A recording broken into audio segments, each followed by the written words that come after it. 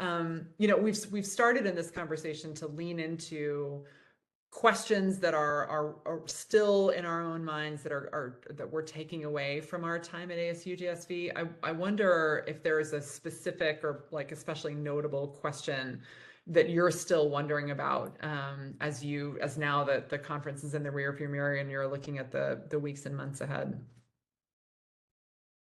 Yeah, I'm happy to kick off, and not intentionally to piggyback off of this topic, but I mean the other topic that was resonating throughout the conference was AI, right? And so when we think about, the ironic question to me was always around, this fear of AI and the rise of things like deep fakes and all those. The theme that I picked up on at the conference was so much around AI being utilized to promote and provide transparency, right? And so how we think through the utilization of AI and advanced technologies in providing transparency, let's say in the credentials market, right? And as all of you know, we had an announcement and the launch of a partnership regarding our partnership with Burning Glass Institute and an initial grant funding from GitLab to operationalize EQUOS, the Education Quality Outcome Standards.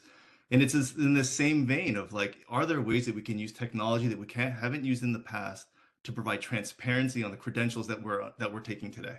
Like a pretty audacious challenge, and a challenge that I would say that we didn't really think about in a meaningful way, even say 2 to 3 years ago, right? And so the lingering question again is not so much around the opportunity that's ahead of us or even the solution, right? But it's a lot of the how and how we're getting these folks together to either bring data in, or how we will be able to extract data that in ways that we could never have done before, in a way to actually lead towards things like transparency and quality and outcomes.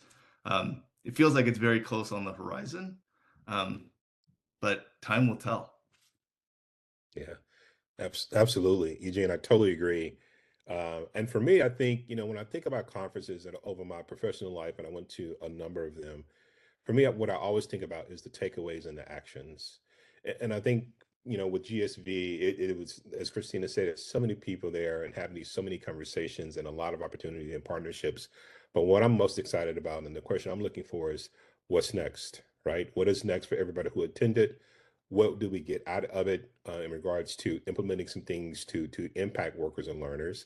Because that's what it's about, right? Because a lot of times we go to these events, we hear a lot of great things, and we retain those things. We go back, we need some time to decompress. But a lot of these issues that we're talking about, there's not a lot of time for us to do that. We have to implement now. And so really interested and looking forward to people who may be watching this video to comment down below and let us know what were the takeaways? What were some of the action items that you produced post going to this great conference? Taj, I love that. I want to do like hit subscribe down below. I know. Jokes, folks, jokes. Actually, Taj, one of the things you reminded me of a lady that I met, and she told me about this show on Netflix called Extrapolate. I don't know if you all have seen it. Taj, you probably have.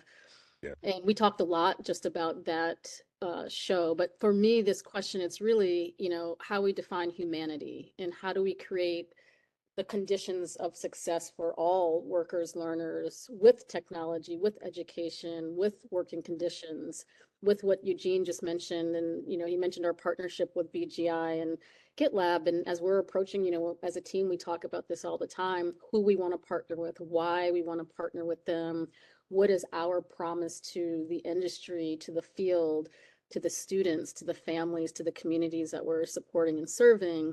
And it is around transparency, quality, access, but it's also about meaningful work. It's about creating optionality for people. We need to accommodate multiple learning modalities as we're going forward. We're learning a lot about how people learn or they don't learn.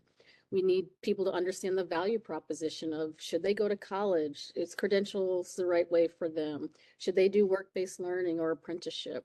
How do they do networking? Different, types of folks. And we've had people at ASU who, needed to take a step back because there were so many people. And how do we create environments for both those who are extroverted and those who are introverted without making people feel like they have to make a choice that may not work well for them.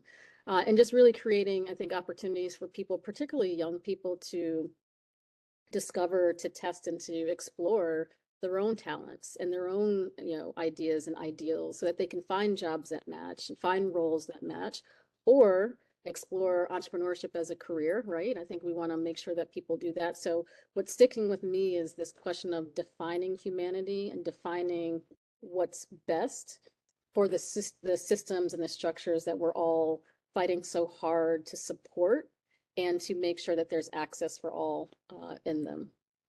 I can't think of a better note to end on than that, Kristina. Thanks so much, friends. It's great to get to hang out with you all on a Thursday afternoon and talk a little bit about this stuff. We hope this has been helpful for anyone watching it, and look forward to more of these in the future. Thanks again, everybody.